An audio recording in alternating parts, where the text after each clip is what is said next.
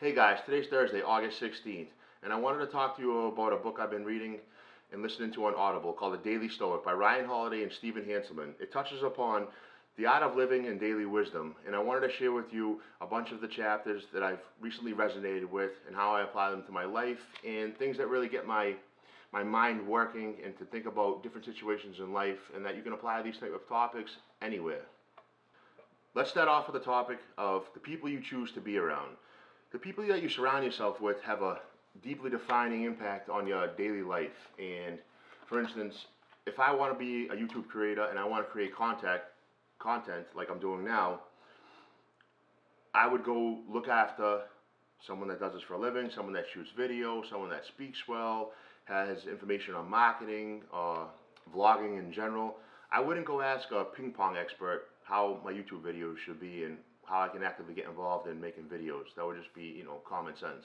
The people you spend the most time with will really define where you're going to go in life and your outcomes. If you spend your time with high quality people that are like-minded, it will really benefit you for sure.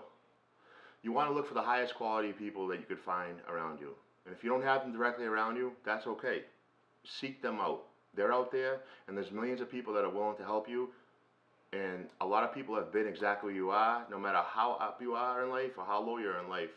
There are genuine people out there that care and that can guide you along the way. When I was eating unhealthy and everyone in my family was eating unhealthy, it was very easy to just keep continuing on that train ride to eat unhealthy. These habits that we create for ourselves really just snowball, and your mind doesn't differentiate the good or the bad. The body will take a toll. In my case, I gained a ton of weight and got some really unhealthy habits. But just recognizing that you can change these type of things is a blessing. Once you realize that, you can use that guidance on any topic. I wanted to completely change my diet and my life. And doing that while everyone wasn't on board can be a challenge, but you have to persevere, knowing that not everyone's going to take interest in what you're doing, and not everyone's going to have something positive to say, but just know what you're doing is the right thing for you at the moment.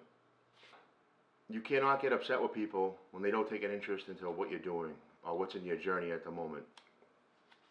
You have to just keep on going, knowing that you're doing the morally right thing, you're doing the healthy thing, you're trying to make a change, and whatever that change may be in your life, just stick on that path.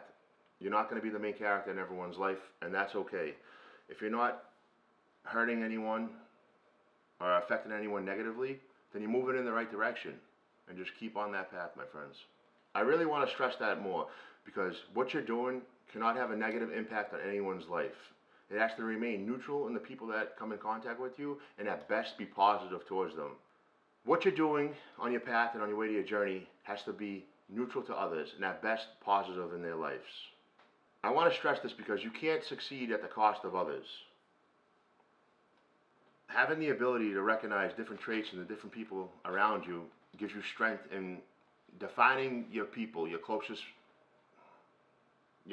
circle of friends, acquaintances, and people that are in your life. You're going to realize that some people are just around you and they're neutral and they don't have any negative or positive impact in your life.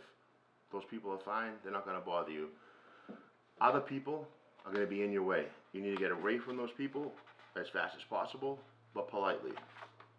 Hopefully along the way, you're going to meet some people that made their own way in life. And those are the people you want to listen to and take advice from. They've made their own way, and hopefully they did it in a positive way. Take whatever wisdom you can get from these people and be grateful that you have them in your life. Let's move to misfortunes. People's misfortunes can have a terrible negative impact on your life. Misery loves company. When I was down and out and I was surrounded by negative people, the energy from that situation just kept snowballing. And when you are in a bad place and you don't have the strength to hear your own inner voice to break out of that mold, and when these things are happening, it could be day by day, week by week, and things start stacking up negatively, it's very hard. And people's misfortunes, they stick to you like a leech, and you want to be very wary of that. See, when your daily, weekly, and monthly habits, your actions, they start to stack up, and when you get to a place of confidence and you can say, okay, I recognize that these aren't working for me, and that this person's a negative impact in my life, and this person's a positive impact in my life, you can recognize that you need to do more of the good things and less of the bad things. If someone's trying to bring you down the wrong path, and their commitments don't align with your general morals and your core beliefs, then you need to know that for best to let them go. And you don't need to get upset with them. You need to just distance yourself and get away from them in a polite way. You know, everyone's not going to be on your journey, and that's important to remember. This is a daily occurrence and happens a million times a day. So you can implement this in your life every day. You can only show a horse where the water is. You can't make them drink it.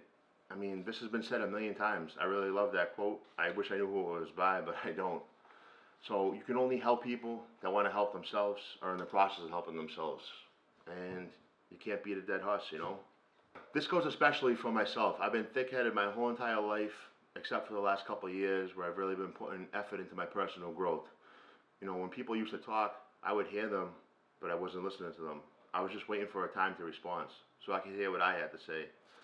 I don't live like that anymore, and now I'm eager to listen to what people have to say, and these books that I'm telling you about, they really help guide me in that direction. You have to live your own life. The simpler your morals and the more you stick to them and your core beliefs, the better your life gets. You really want to do what you do in the dark that you do in the light, and vice versa. You don't want to be a super nice person during the day, and then when you get home you turn into a monster and you end up beating up your wife or hitting your kid. Those cracks will show. Mindful people, smart, intelligent people, the people that you want to help you on your journey, eventually they will see through that. Living a lie will only get you so far. With fake relationships and fake friends, you're never really going to succeed if you live like that.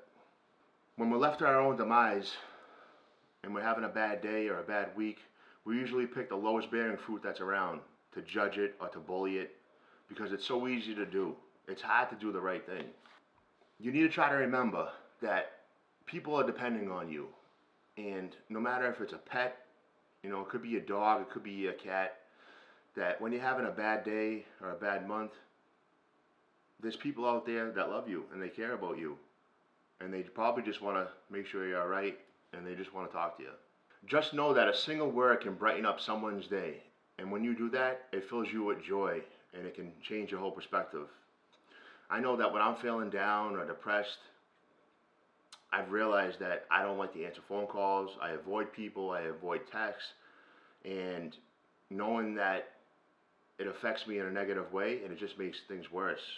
You know, you go through ups and downs, and through this learning of knowledge and listening to smarter, intelligent people on the reason why we do things, and this all has to do with human nature, you can start to figure out why you're doing what you're doing, when you're doing it, and why it's negatively affecting your life. And that's what I've been taking from these topics. Because after avoiding phone calls and text and putting off people, when I do get a chance to talk to them, it always makes me feel better. So take the extra step and give yourself some love and show gratitude to people that do reach out to you and do care about your life, even when you think that nobody does. Just talking about these topics and being open about it fills me up with joy, and it gets a lot of weight off my chest. And just listening to these audio books and then putting them into practice, no matter how small, how little, day by day, it makes me feel better, and I'm hoping that it makes you guys feel better too. Being mindful in these type of situations and having the ability to identify all these type of different attributes, to me, shows growth as a human being, and that's what I want my success to be defined as. Now remember, don't force anything. When you're forcing something and it's not growing organically, this is the worst way to go about things. It's probably a reminder that there's a different path or a better way to be doing what you're doing at the current moment. Anytime you have to force something, not a good move. When you're doing good things will happen to you. The more good you put out into the world, that energy comes back to you tenfold. And it works the other way. And when you're doing bad things, the energy comes back to you tenfold. So don't force anything. Let things grow organically, and it'll all work out. See, people put themselves in terrible positions by the choices that they've made over a long period of time. It's no different than brushing your teeth. If you only brush your teeth once a month or once a week, you'd have a lot of problems. But you brush your teeth 1 time, 2 times, 3 times a day, and you have no cavities, for the most part. The little positive things, they do stack up over time. This is a big takeaway from this. When you find what your passion is and you get to do it, and it is morally morally positive, and it doesn't affect anyone. It's a neutral to anyone it comes in encounter with, and hopefully it's a positive to anyone it comes in contact with, then you're on the right path. Along your path, when you're doing something passionately and morally correct, there's going to be people that will take a shot at you either way, and that's on them. It's important not to get upset with them, but to move on and put them in your rearview mirror. The ups and downs of your success don't define you, but your behavior does. Lastly, and probably the most important one, your tombstone. What does it all matter? Have you ever seen a Brinks truck at a funeral? I certainly haven't. Jealous behavior and wanting what other people have and coveting their lifestyle or their finances or their social status is a very, very toxic behavior. When your mind isn't focused on what's directly in front of you and you're constantly thinking about what other people are doing and what they have and why you don't have it, this could be detrimental to your life. So many times we see the people with the flashy jewelry and the fancy cars and the big house, only to find out later that their house was built of cards and their indecencies exposed later on down the line. It's all fine and dandy if they're great people and they made it on their own, but this is slim and far between. So don't compare yourself to other people. It's only going to make matters worse. Stay in your own lane, find what you love, and follow your passion. So let's wrap this up, guys. This is just a little insight of a few chapters and my opinions and how I feel about the information that I took in. It's my first time doing this, so bear with me.